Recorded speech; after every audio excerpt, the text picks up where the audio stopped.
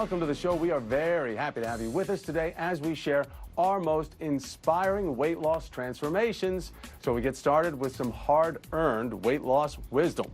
Stacy Blair, she lost 220 pounds in 18 months. And today, the 31-year-old from Minnesota, a former financial analyst turned healthy lifestyle coach, is sharing her top secrets with you for success. This didn't happen because I'm some extraordinary human that has special abilities. You can do this. At her heaviest, Stacy, who was just 5'1", weighed 352 pounds. She says her war with weight began as a heavy tween, when restrictive dieting spun out of control. I actually developed anorexia and went the opposite direction and was underweight when I was around 16. Treatment for anorexia helped, but then Stacy found herself gaining weight once again. My entire early 20s was a constant up and down, maybe 50 to even 100 pounds I would lose, but I would lose it unhealthily through like eating disorder behaviors.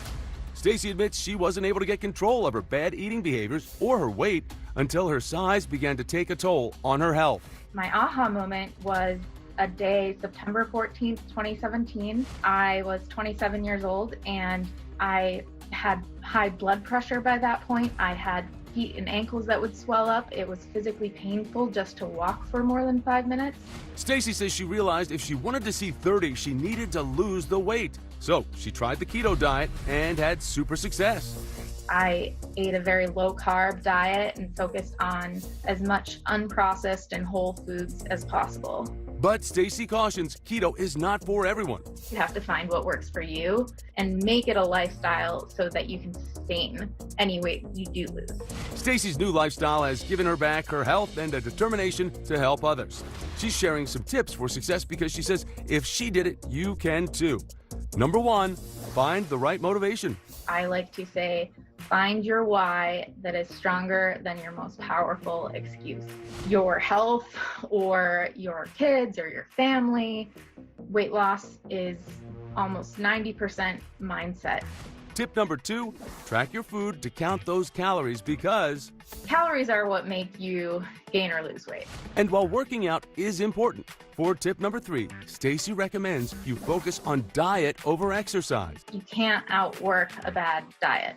And finally, tip number 4, meal prep so healthy foods are always easily available. The key to weight loss and maintaining the weight loss is consistency over a long period of time.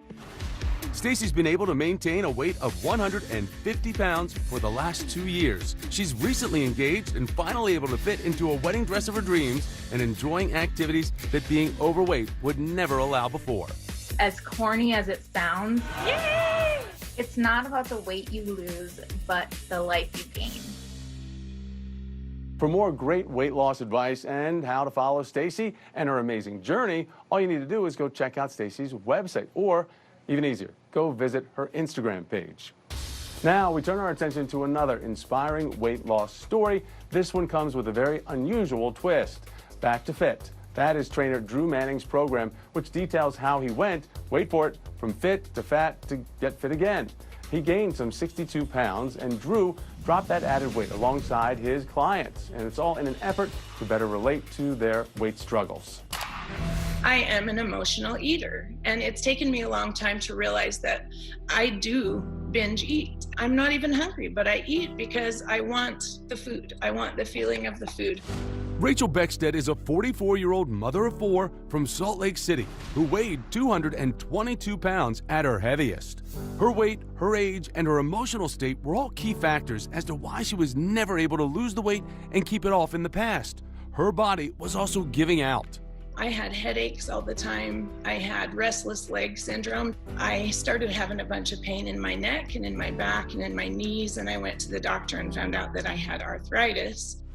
On the flip side, Drew was always active, played sports, and was never overweight a day in his life. So, as a trainer, when it came to weight loss, he thought what worked for him should work for everybody. Just eat less food, and then you do these workouts, and then boom, you see results. Drew says since being fit always came so easily to him, he just never understood the mental and emotional side of physical transformation. That sparked this idea of what if, I know it sounds crazy, what if I get fat on purpose to gain a better understanding, to better relate to my clients? Drew says turning 40 last year also had an impact. I wanted to give that age demographic some hope and say, hey, you're not alone in this. It can be harder, and I can empathize with that, and I understand that. So, last summer, Drew got busy gaining those extra 62 pounds.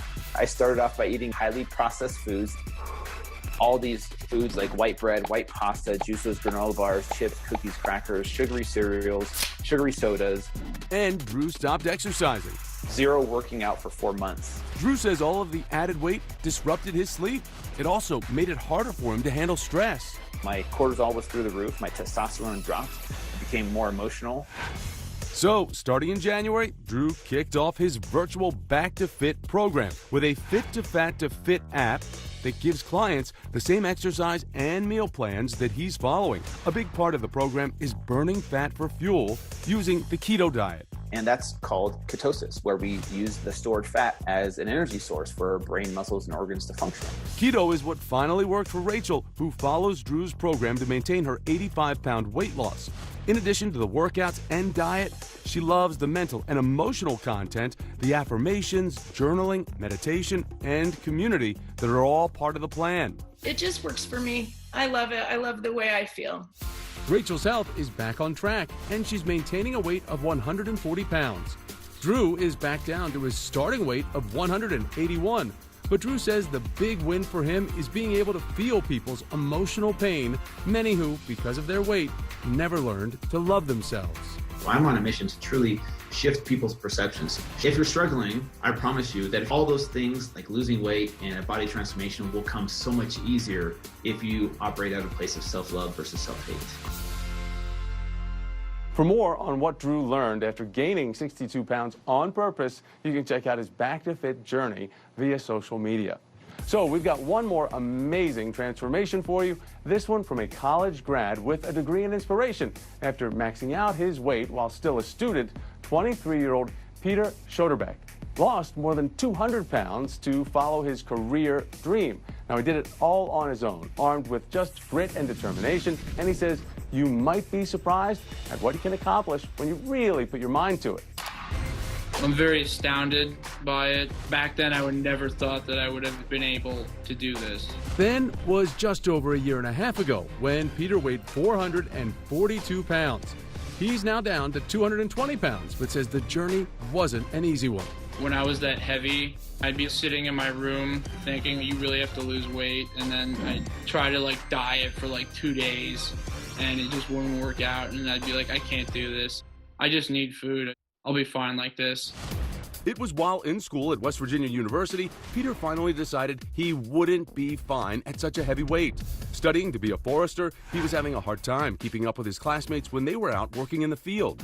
Going up these really steep hills and stuff to inventory trees and learn about them. I'd be in the way back behind everyone because I was in horrible shape. I started to realize I'm not going to be able to do this for a living if I'm in this kind of shape.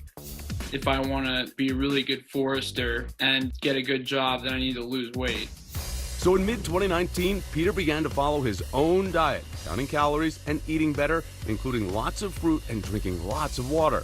I did research on foods that actually taste good and are good for you, and I drank a lot of protein shakes whenever I got hungry because they're really low in calories, some of them, but they're high in protein. I slowly worked my way down to eating less and less. I was able to adjust it to how I wanted it to be rather than following, a certain plan. For exercise, Peter began walking. When I first started off, I was so heavy that walking to class was enough to lose weight.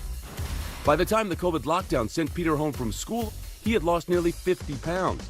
Finishing college virtually at home in New Jersey, Peter began walking and then eventually jogging with his beloved dog, Toby. Now we go on jogs that are about 4 miles. I make sure that I burn a lot more than I eat. Peter graduated and now works for the Virginia Department of Forestry. He is hoping to reach a goal weight of 200 pounds and says his success keeps him motivated. He's also now able to do things like kayaking, which he could never do heavy. I weighed so much that I probably couldn't have even been able to get into one. And if I did, I'd probably, sink or flip over. Peter is proof positive that confidence and commitment can lead to remarkable achievement. Whatever doubt that you have in your mind right now, I had that. You just need to focus on the reasons why you want to lose weight most, and you gotta make sure nothing gets in the way of that. You can follow Peter's continuing weight loss evolution on social media at Pete the Tugboat. Well, stay with us. Much more Daily Mail TV is headed your way. Later, we're opening ourselves to potential issues. How predators are finding new ways to target your kids online. What parents need to know. Plus, the hilarious reason these twin baby girls are totally terrified of dad. And up next, where miners discovered these heart-shaped amethyst crystal formations. Today in Just the Picks, and we get started with, do you ever get the feeling like someone is watching you? Well, this mechanic was sitting in the front seat of a customer's car when he spotted the car seat staring at him. Well, he never thought he'd be freaked out by a Disney princess, but look at that. And this mechanic was totally shocked to find a live bunny rabbit under the hood of someone's car. Now, luckily, the rabbit was unharmed and was able to get free. Who knew mechanics saw such weird stuff, right? Next, you never know what to expect when taking public transportation. Tom was just minding his business on the train when the guy next to him opened a packet of brie, started eating it whole right there. That's pretty gross. And then Carol managed to capture a pic of this guy in a bunny costume. Now, the other commuters, they don't even seem to notice, but that would definitely get my attention. Now, the next one is not the kind of surprise I'd want to be left by my roommate. This person, well, they walked in their kitchen to find that their roommate had spilled the coffee grounds all over the floor and then had the nerve, look at that, to spell out sorry without cleaning it up. And this guy opened his fridge only to find that his girlfriend had left a bag of shredded cheese in there, opened and upside down. What a mess. Now, these next discoveries are much cooler than those roommate messes. A group of miners in Uruguay found these two incredible amethyst geodes that were shaped like purple hearts. Look at that, that's amazing.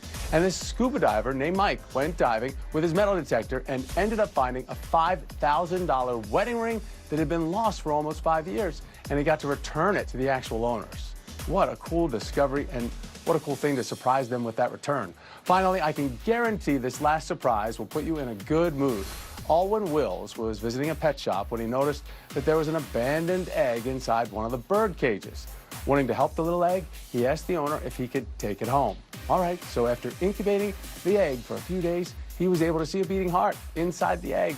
And the little bird eventually hatched, and Alwyn was able to nurse it until it grew into a healthy adult bird and flew the coop. What an amazing story. And those are just the picks for today.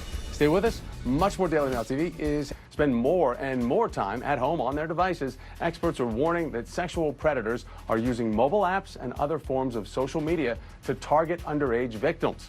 Today, we are taking an in-depth look at the crisis and what parents need to know and do before leaving their kids to their own devices when it comes to online activity. Given the amount of time that we're all spending learning, working on our devices, it just opens up the floodgates for things to happen. As COVID isolation is forcing kids to spend more time on their devices, the FBI is warning kids are at a greater risk of encountering sexual predators online during the pandemic. Digital safety expert and mother of two, Katie Greer, says parents need to be vigilant now more than ever about their children's online activity. One of the things that parents can do is they can go into their kids' settings where it talks about how much storage and data is left.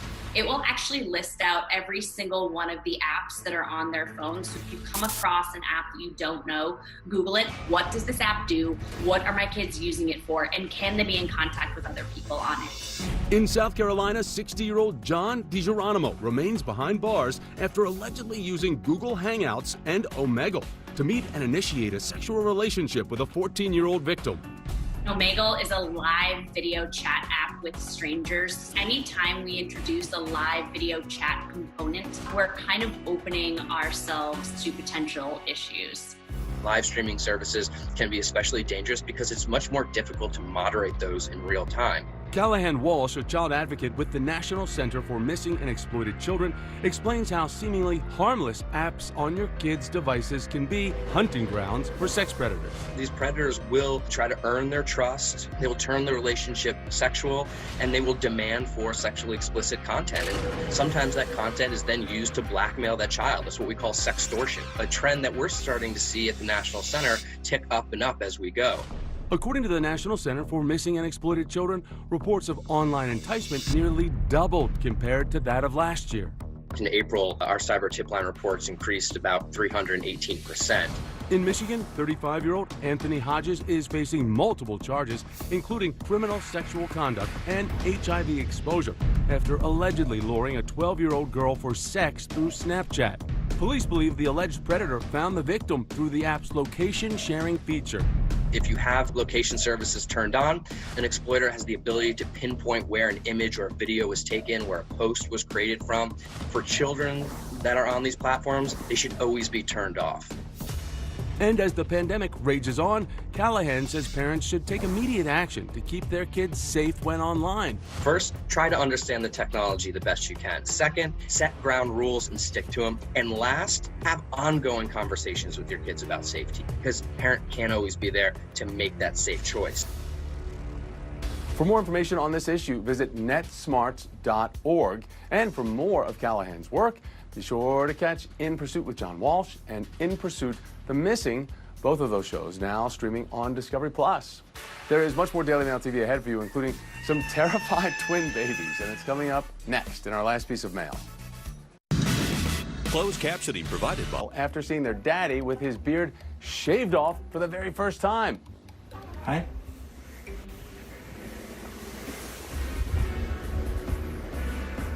What are you doing?